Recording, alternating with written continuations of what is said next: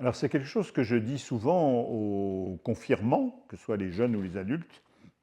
c'est que l'Esprit Saint est celui qui leur permet d'être témoins de Jésus et témoins de l'amour de Jésus. Et comment est-ce qu'on est témoin? Alors on peut l'être par la parole, je veux dire, quand on vous pose une question, ben, on est capable de dire, même si on n'a pas forcément le vocabulaire théologique qui convient, mais dire un peu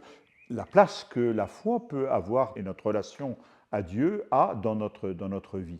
Mais je pense que le témoignage le plus important, c'est toujours le témoignage de la vie. C'est la manière dont on fait des choix, la manière dont on se situe, et qui permet à ceux qui vivent à côté de nous et qui ne sont pas chrétiens et de se dire, ben, elle ou lui, finalement, qu'est-ce qu'il habite, quel est son secret, qu'est-ce qu'il y a au cœur de sa vie, et qui fait que c'est quelqu'un qui va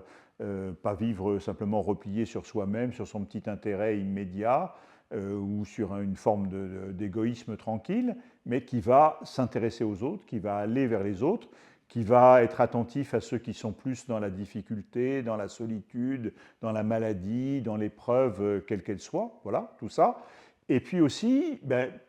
on a évoqué la question du pardon, de dire, et on sait bien que pardonner c'est très difficile, mais qu'est-ce qui fait que ben, elle ou lui va être quelqu'un qui va être capable de pardonner et d'être pardonné, c'est dans les deux sens. Et là aussi, c'est une marque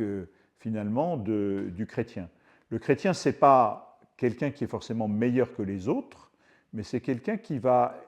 chercher dans sa propre vie à mettre en œuvre, on va dire, les béatitudes, pour résumer, pour simplifier, se dire bah, ce programme de vie et ces